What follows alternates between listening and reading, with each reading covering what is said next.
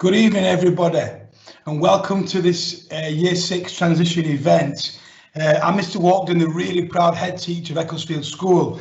Normally, tonight would be a fantastic occasion where we would have had the students in all day today in their vast numbers of 350, and tonight would have been the follow-up event where you, the parents and carers, would have been in the building. Unfortunately, due to the current situation that we're all fully aware of, it isn't quite working that way. We have had the vast majority of our students in the building today. We've had a fantastic day today. The weather's held up just right for us. It started raining at about 3:15, so thankfully we got through the full day without any interruptions from the weather. The kids were involved in loads of lessons. They got a real taste of the school. They got the fingerprint taken. They got a tour of the wonderful facilities at the school, from the Lady Mabel Hall to the AstroTurf. They got to feel the building that they're going to be in, of course, from September onwards.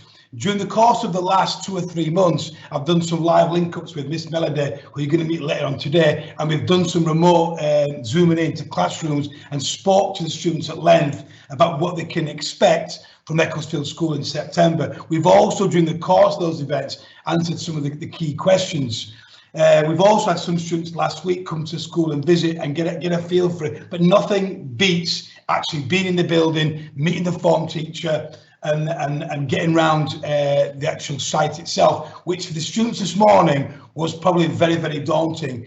In being the primary schools, all of a sudden you come here and it really is a really big building. For some of the students today, and I spoke to 50, 60 plus, it's vast, and they were saying how great it was, and those excited faces, you don't lose sight of that. And today is one of the best days in our calendar, if I'm honest. I'm just really upset and disappointed that we can't have you guys in here tonight to get a real look at it, see us face to face, meet the key people in person, and get about it. However, hopefully, fingers crossed, we'll get together on September the 9th. That's what we put in place for the new academic year. So hopefully you'll be in person on September the 9th.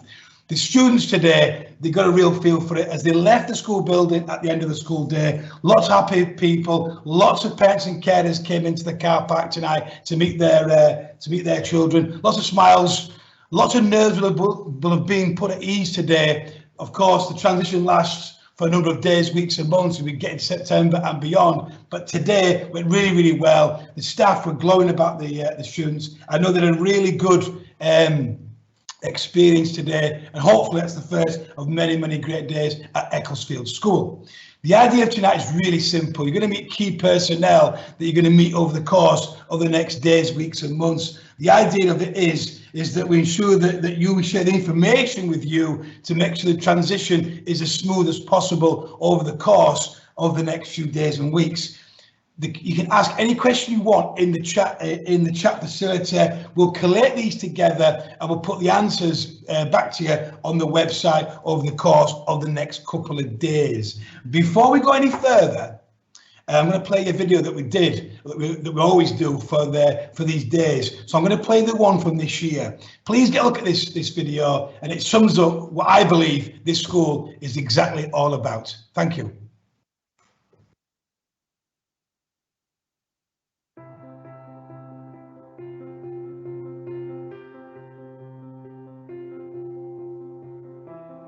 Great schools like Ecclesfield are full of talented teachers who have the power and ability to transform young people's lives. These exceptional staff offer a huge array of opportunities both in and out of the classroom. These could be cultural, creative, charitable or volunteer activities, musical, scientific, dramatic and sporting. They allow us to catch children being successful, which in turn gives others the chance to shine. Ecclesfield is a special school at the very heart of our community. We pride ourselves on creating a family, and our Echo Family hashtag can be seen all over our school. We place students at the front and centre of everything we do. Our students help us set up our core values, which are work hard, aim high, be kind and show grit. We trust our students to behave respectfully. The talents they exhibit are breathtaking. What we offer at Ecclesfield is exceptional, but what we demand is also equally so. Our staff, students and community are committed to our mission of creating successful students in a collaborative community. We expect diligence, determination, discipline, energy, creativity, and also drive. We expect everyone to be challenged, but also extended. But this is done in a humane, supportive, and also an enjoyable environment. This makes Ecclesfield a fantastic place to both work and study. The children have a fierce pride in this school. We celebrate the processes that contribute to the team and individual successes. The key to this is the relationships between staff and students. Our students leave with the skills and experiences needed to make a real difference in the outside world.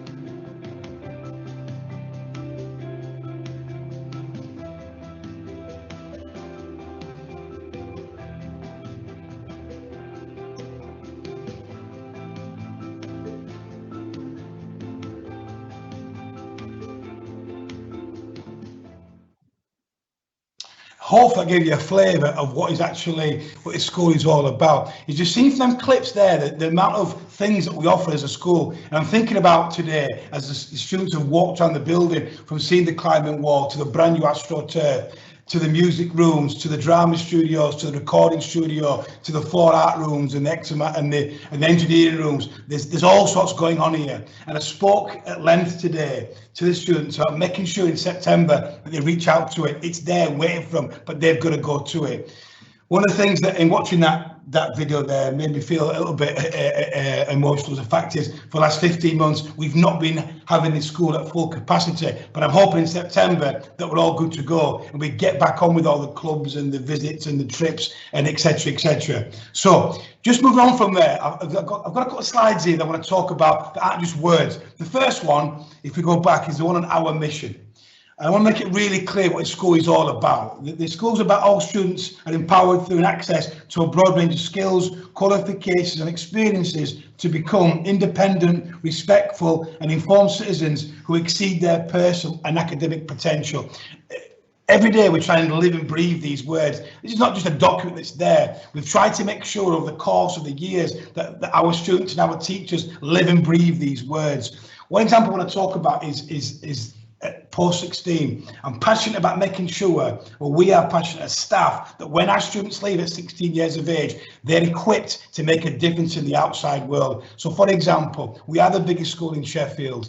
You know, projected it's 345 for this year. For next year's year 5 into 6 into 7, we're looking at above at the moment. We think 370 students. It's a massive school, but with that is a huge staff body and nobody gets missed. One of the biggest fears that people have got, and I'm sure you as parents and carers will have this, is that students get lost. They don't. We've got a massive staff body and a huge pastoral support network. So please be aware that students will be known.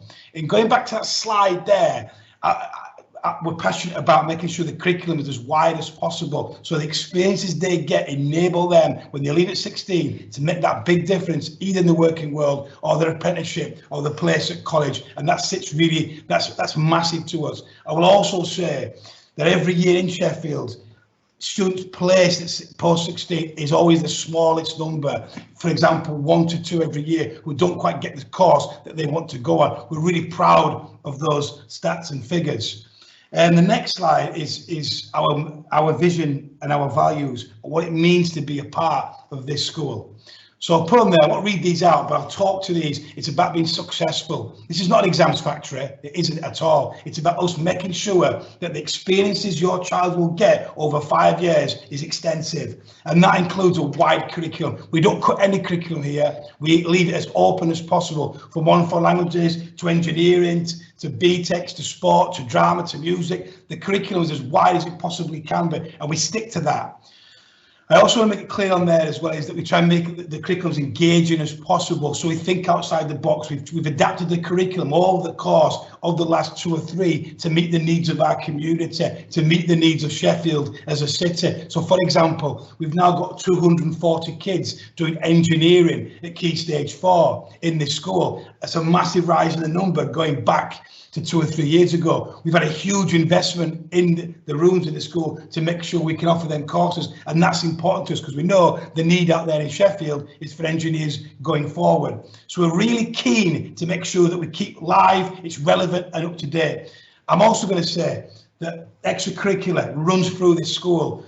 Normal in normal, not COVID times, we've got over 120 clubs running from September through to July. Some of these are seasonal, of course, but sport is a massive part of the school. Our PE department, for example, has been voted 2 years in a row the best PE department in Sheffield. I'm really proud of that. The number of successes we have in sport is varied, from football to hockey to basketball, you name it, we play it. Music and drama. I need to talk to you about our drama productions. They're known throughout the community, but we're really proud of that because it's a big part of what we stand for. So I just need, I want to try and get you a flavour there of what we feel we offer our students. And I've put on there a collaborative community. In the last 15, 16 months, we've been through a lot, not just the school, but of course as a country and indeed the human race. What I think is absolutely fundamental to success is moving forward is that community sits at the heart of everything that we do. I've been head teacher here now for 3 years, where I've tried to make it clear to everybody in the school, all stakeholders from parents, staff and students, that I see us as the very, very centre of this community, not just geographically as we sit on top of this hill, but also our role in making sure that everybody comes together. And we're very clear on that in the building, what that means. We have 4 core values that the staff have worked towards. And they, of course, are work hard, be kind, aim high and show grit. They've been in place for 3 years. Again, running through this school, that's what needs to be there, day in, day out. Of course, there are difficult days in any school. We've come back we're still in the middle of a pandemic, but we've come back after the second lockdown, and that brings its challenges, which I'm sure you're aware of. And we have difficult days in the school, but fundamentally running through this school are these key 4 values. Again, I'll say them again to you: work hard, be kind, aim high and show grit. There's no rocket science there. There's absolutely no rocket science in them 4. But if we're getting them right day in, day out, then we're going a long way to creating our successful students and our collaborative community. So hopefully, in speaking there over the course of the last 5-6 minutes, I've given you a flavour of what I believe as head teacher and from the staff's point of view is what this school offers your child. I'm going to pass over now to my colleague. Hi, good evening, everybody. My name's Miss Melody, and it's a pleasure to be here with you tonight. One of the questions I get asked an awful lot at this evening is typically around who is Minerva Learning Trust, and actually, more importantly, what's the impact that being part of Minerva Learning Trust is going to have upon my child. So I'm going to try and summarise that for you really, really briefly. So Minerva Learning Trust is made up of a series of schools. So we've got Stocksbridge High School, High Stores, Handsworth Grange, Chapeltown Academy and ourselves, and the trust is actually growing. Sitting at the top of the trust is Miss Matthews, and she will speak to you guys and to the kids in September when you get here and we come back, and hopefully, as Mr. Walkden said, we go back to running the school as normal. Now, the power of the trust, often when people hear about Academy Trust, they see this one size fits all, but actually Minerva Learning Trust doesn't work in that way. It's actually, we all have our own autonomy to run our schools in the way that we see fit and as fits our context and our community. But the power comes from this mantra that's written on the screen: together we are Minerva. And we can draw upon the power of collaboration across all of these schools. And one of the biggest examples of this is something that's actually coming up in September, something that's really going to affect every single one of your kids.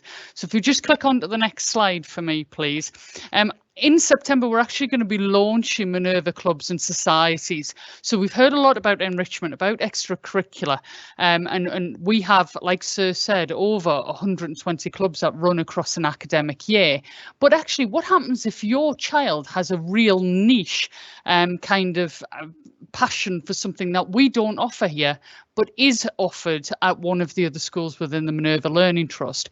Well, through the Minerva Clubs and Societies, they can virtually take part in these clubs. So it opens us up to not only 120 clubs, we now could be talking around about 500 to 600 clubs that your child can take part in and really channel their passion and their talents into something that they might not be able to access from the skill base that we have at Ecclesfield School. So I think that's one real example of how the trust can really work for your child.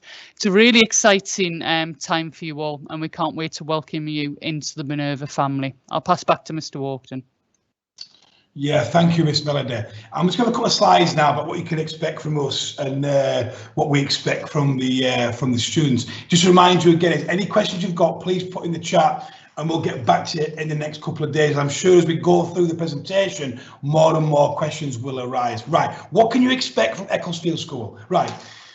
Students are front and centre. We'll be very, very clear. We run a school for students, not for staff. You know, the staff, of course, do a fantastic job, but this is Ecclesfield School, and students are at the front and centre of everything we do. And in doing my job, the question that runs through my head every single time is, are these students going to benefit? What are the students going to get out of this? And that is, never underestimate how that is the actual core purpose of what this building is all about. So students at the centre and front of everything that we do. Hard-working staff. I think of the course of the last 15, 16 months, we've seen how hard as a profession that teachers work. Please be in no doubt, I've worked in many schools now, and I've been at school now for 10 years. I'm extremely proud to be the head teacher of the school, not just because of the children, but also for my colleagues who do an unbelievable job. And they've proved that very much in the last 15, 16 months during COVID. They've done a wonderful job. The staff in the school work hard, really hard, and extremely proud to lead these people. And that's not just in the classroom, which is a wonderful job, but it's wider than that, from the clubs and the trips and the pastoral care that they will offer your child. Again, I'm fully aware that the most precious thing in your life is your child, which you send to us. Be fully aware that as a staff group and as a head teacher and as an SLT, we take that responsibility 100%. We know it's the most important thing in the world. And from that point of view, that's where we put that shift in. Excellent lessons. Again, you know, staff in the school, highly qualified. We're very proud of the fact that staff teach in their specialism. A lot of schools don't offer what we do. We have nearly every single member of staff working in that specialism. Again, going across the staff group, we've got a varied staff group in terms of talent, abilities, subjects and experience, and we're really, really proud of that. We've also got a fantastic support network in this school, who again are very talented individuals who support the teaching staff in a fantastic way. Support. All students are different. Every single student is different. The pastoral care in this school I'm really, really proud of. I led on it for very many years before my colleague Miss Sutcliffe took over that side, and she will talk to you shortly about that. But pastorally, safeguarding wise, intervention wise, we offer a great deal to your child, not just in year 7, but going through right the way towards the end of year 11. The pastoral team in the school is huge. From the safeguarding, etc., etc. We have a really big support network, and that includes also your form teacher, heads of year, pastoral managers. It's a big team working at a very high capacity. As I mentioned before, the curriculum is exciting, it's wide, it's varied. We've made it that way. We've never cut on curriculum. We've made it clear as a principle, we will offer the students as much of a curriculum as we possibly can, and nothing has been cut. We're also looking at other subjects year on, year out that we can bring in. So over the last 2 or 3 years, we've changed our art course and brought photography in. We've looked at our sports sciences. We've looked at travel and tourism, we've looked at enterprise, and we've brought these subjects into this building to make sure the courses that we offer, both at Key Stage 3, but also at GCSE and BTEC, are relevant and live and fit for purpose. We talk about skills all the time. What do children need to function at 16-year-old and be happy and successful post Ecclesfield? And again, we're big on that to make sure that we're developing the skills as we go through the 5 years to enable them to succeed in the outside world. We've also got a big on our use of external agencies and providers, for example, being a counselling service that we've bought into. So we're also very, very quick and keen to make sure we build on the experiences of the fantastic providers in this city that we can buy into. We're a safe and inclusive school. No one gets out of the building. There's a fence all around this building. We've made it very, very clear that no one needs to leave the site. It makes a very, very busy building, as you can guess during the course of the day. There are 2,000 people in this building on a day-to-day basis at full capacity. First and foremost, our job is to make sure your child is safe. And there's a promise there that we'll always listen to you. This job isn't easy, and during the course of the 5 years, issues will crop up, sometimes on a day-to-day basis, sometimes every now and then. But our promise to you is that during the course of that time, relationships will develop. For example, being on September the 9th, you'll meet the form teacher on that day. You'll meet me, you'll see the head of year, you'll see the pastoral manager and the SLT. We're open here. You know, the communication is there, and we're an open book here. You know, the access to us is there, and we promise you that we'll always listen to you. We may not always agree, and I'll say that now as head teacher of the school, because you can't, but we're there to listen, and we'll always listen to what you've got to say. One example of that being is we've got a parents forum, we have student voice, staff voice, and parent voice, and they're there, and that mechanism is one that we've used more and more over the course of the last 2 or 3 years. Next slide is an important one for me, is what we expect from the students. Again, you signed up for this. This is the school that you've chosen. I'm absolutely delighted, and I thank you for making that choice to join our wonderful school. And you're probably thinking, well, he would say that, he's the head teacher. I do say that, and I'm the head teacher, but I'll be honest with you, I'm very, very proud to be the head teacher of this school, and it is a wonderful school. Your child also plays a role in this. So what do we expect from them on a day-to-day basis? We expect perfect uniform. We don't always get it, of course, and that's one of the challenges as we go forward, but we expect and demand uniform to be exemplary. Uniform is simple. It's there for a reason, to make sure that people are ready to learn. They're learning about the discipline of wearing a uniform, and it's also be proud to represent the school by wearing the uniform that is there and is fit for purpose. All the information about the details on this are on our website, as you can see. And I know I've met loads of you on the uniform evening. But the uniform is a massive part of the school, about our identity and our day-to-day, you know, being ready to focus and ready to learn. So we expect exemplary uniform. Outstanding behaviour in lessons. I stand by this mantra and I say it all the time, but more and more I do this job, I firmly believe these words are the wisest words I've ever been taught. Teachers have the right to teach, and pupils have the right to learn. And if we stick to that, we won't go far wrong. So I'll just say that again, that teachers have the right to teach and pupils have the right to learn. We talk about being ready to learn, and this will go through shortly, the equipment and what is expected in being ready to learn from the planner, etc., etc. But it's about students being in this building and ready to put that shift in. School is hard at times. It should be hard. If it was too easy, what would be the point? But one of the big things for us is making sure on a day-to-day basis, when that child sets foot in this building, they're ready to learn. Outstanding progress in every lesson. Every lesson will be challenging. There'll be times when the work will be hard. Again, just going back to that, that's the challenge that we bring. That's what school is all about. Excellent attendance and punctuality. The attendance of this school has been higher than national for about 5 years now.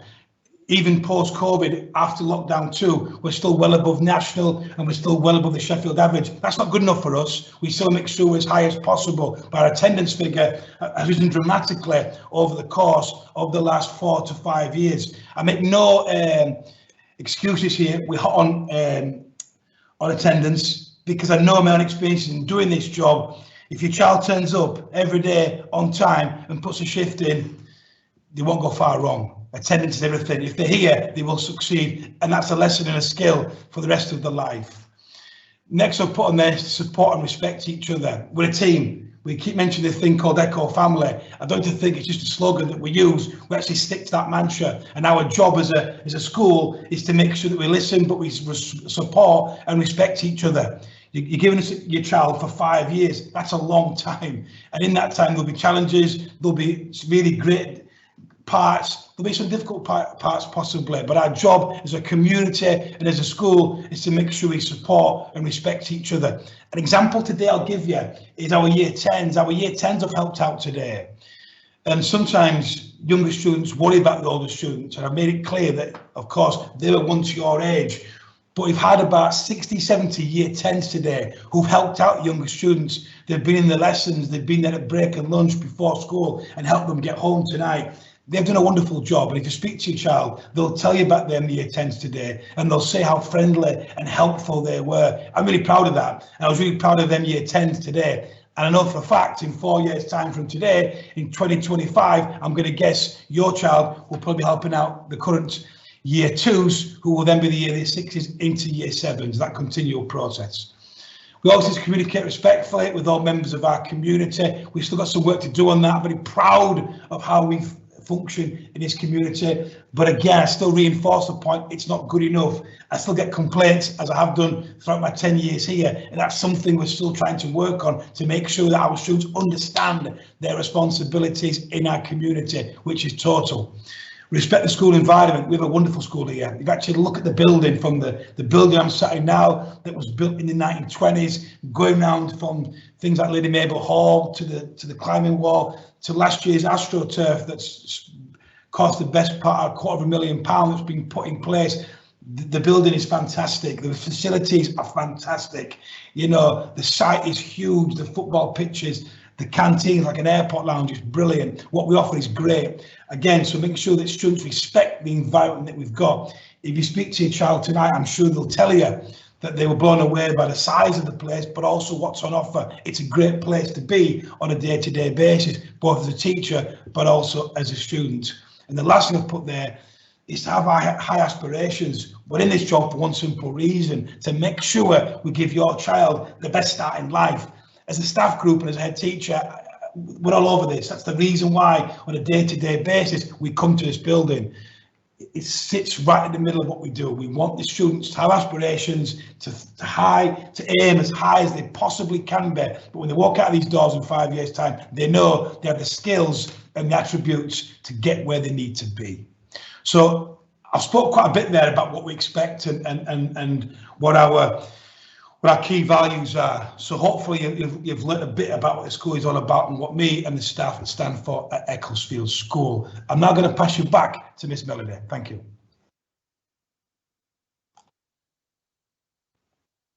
Hi everyone, so we're going to go through some of the basics and how you can get prepared, ready for September. And within the basic section, we're going to be looking at there's things such as uniform, equipment, as well as how the school and you are going to communicate with the school. So how we're going to make sure that then we've got an open channel of communication. So the first thing that I'm going to discuss is uniform. It was great to see many of you there on the uniform sizing event not too long ago.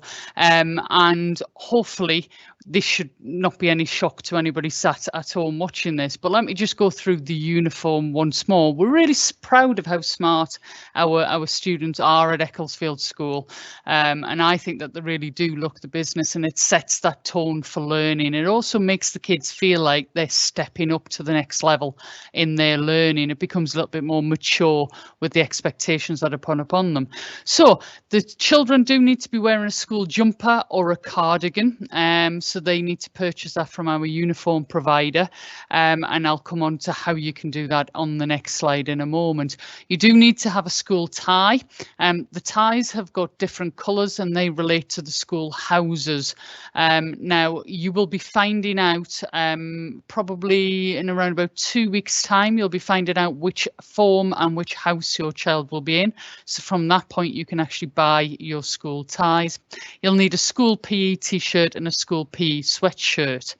Now they are all of the items, those 4 items are the things that you have to purchase from our uniform provider. The bottom set of uniform, the black trousers, the white stiff collared shirt, the black polishable shoes and boots, they can be purchased from any provider. So you can get those from Asda, from Primark, from M&S, you can get them from any provider. Let me just reiterate that black trousers though, they do need to be loose fitting. No jeans, no leggings. I know that a lot of primary schools do allow the children to wear leggings. We don't here. It needs to be loose fitting trousers, so like a work trouser. No jeans, nothing with rivet pockets, and further guidance can be sought through with the school website. You go to the uniform section under the parents section of the website and you can read it in full there. Shoes. Black polishable shoes, no adornments, so nothing gold, no buckles, nothing like that on there. It needs to be polishable and no trainers or sports logos. Again, a big difference from a lot of our primary schools. Again, you can see examples on the school website underneath the uniform section of what is allowed and what isn't allowed. Within PE, I'd also recommend that we wear black tracksuit bottoms or sports leggings and supportive sports trainers as as well. Now in September, when you come, hopefully we'll be back to normal. So your child will not come to school wearing their PE kit. They will come to school wearing their normal school uniform, and they'll get changed in their PE kit on PE days. So buying uniform, if we click on the next slide, there are more opportunities to get uniform from our school. You can order it at any point through the school, through the website. The uniform provider is called Imperial Sport, and there is a link on our website again under the uniform section. But if you prefer to come and actually buy it and speak to people face to face, there are further opportunities here. So on the 30th of June from 3 o'clock till 7 o'clock in the school canteen. That's a year 6 only event. We do ask that if you are going to come to that event, that you do come with yourself, one person and a child, so mum with the child as opposed to mum, dad and child, and it's just to allow you know, greater allowance for social distancing. And there are 2 more events that are happening during the school holidays, the 25th and 26th of August, 9 till 3 in Lady Mabel Hall. That is for all year groups. So if you've got a child in year 8 and coming up into year 7, you can go and collect or purchase equipment at those 2 dates. Okay, so those dates will go to your primary schools, just to remind you a little bit closer to the time.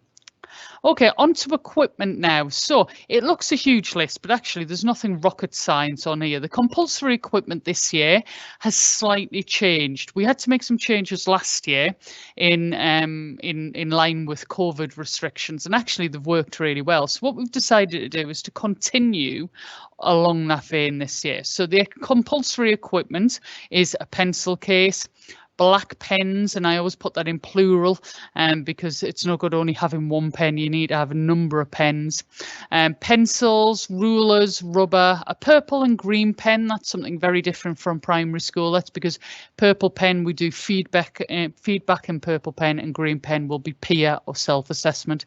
Highlighter, glue stick, a bag like a bag that can carry an A4 book in it. So I put a rucksack because your children will be carrying more and more equipment, and it's better for the back if it's a rucksack with 2 straps.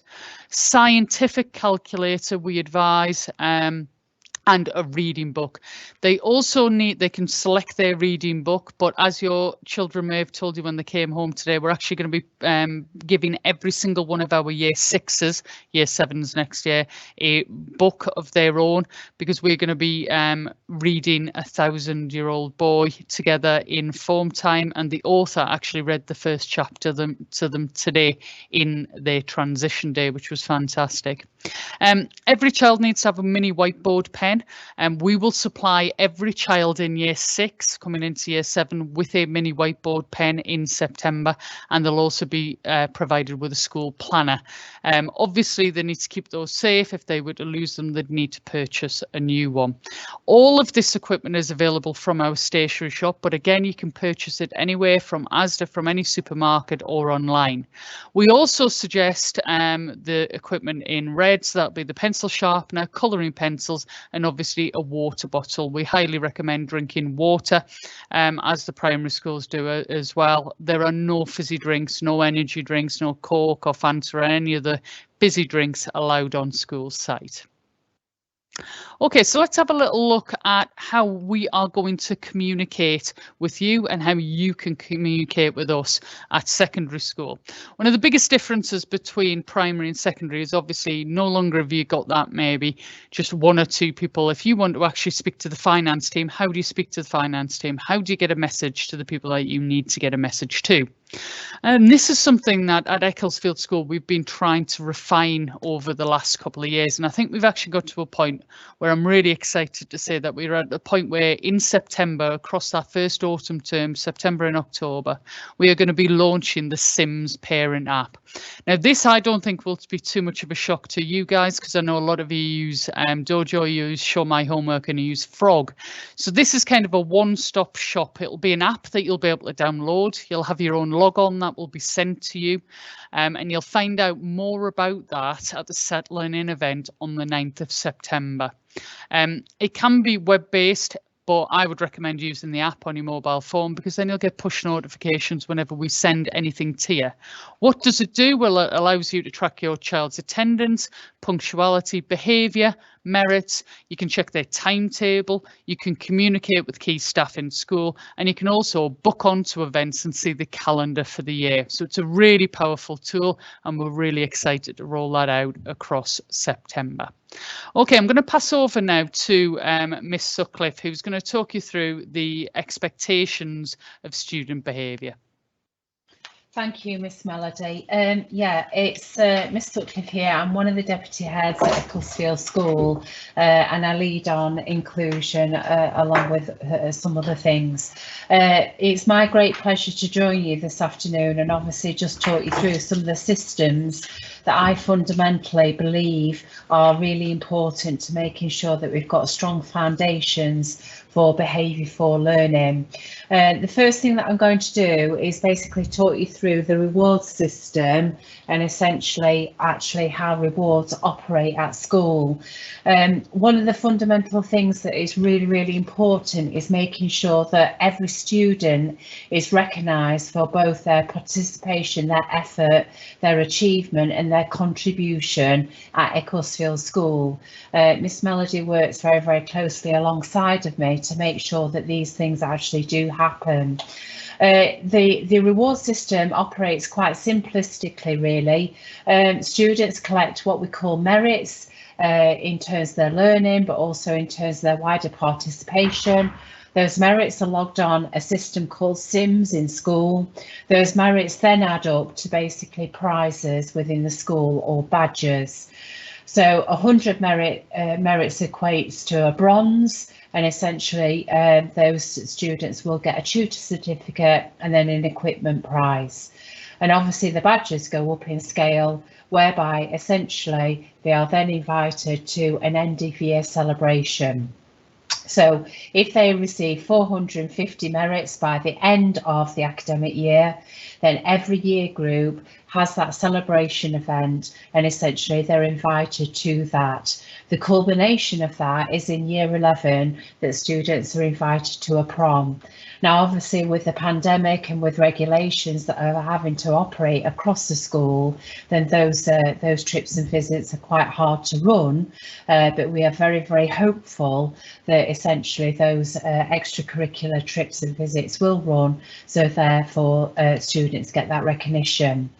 Students are recognised every half term in terms of their merits, and we hold what we call celebration events, whereby every student is basically awarded for their achievements. And we're not just looking for students basically making progress, but it's about looking for improvements in either behaviour, attendance, but also progress across the school. So we want to recognise students for those incremental steps that they're basically making throughout the course of their journey through Ecclesfield. And as we know, as humans, that essentially if students get that regular recognition, that encourages them to strive even higher in terms of what they're trying to attain at school. So rewards are the driving force of actually how we make sure that we keep students motivated, we keep them aiming high and really trying to get them to be the best person and the best student at Ecclesfield School that they possibly could be. If you can just move it on, sir, thank you. Now, on the counter side to that, then obviously we have a very robust behaviour system.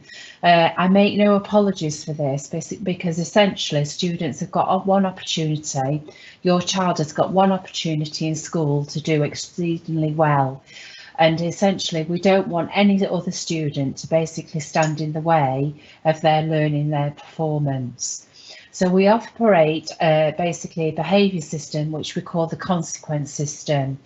This system is very similar to what a lot of secondary schools operate, whereby it's a warning system whereby students have got ample opportunity to regulate and essentially correct their behaviour before entering essentially sanctions. So the first level of this is the first consequence, so they will get a verbal warning. So it might be that essentially their entry into the classroom is unsettled, or they've not responded to a teacher's instruction. In that case, the teacher will then give a clear warning and basically give an indication to a said student that they need to correct their behaviour. At that point, at that C1 level, or that first verbal warning, that is just really a chance for the student to correct, all right? The second C2 level is the second verbal warning in the classroom, so that issue may not have been corrected, and the teacher again would restate expectations. So it may be along the lines of, all right, that they need to get down to the work, or probably engage more positively with the task. Again, at that level, a class teacher may choose to move a student within the classroom or redirect that student around the task and the activity and that expectation. At that level, again, it's for the student essentially to reflect, recorrect and get themselves back on the course of action.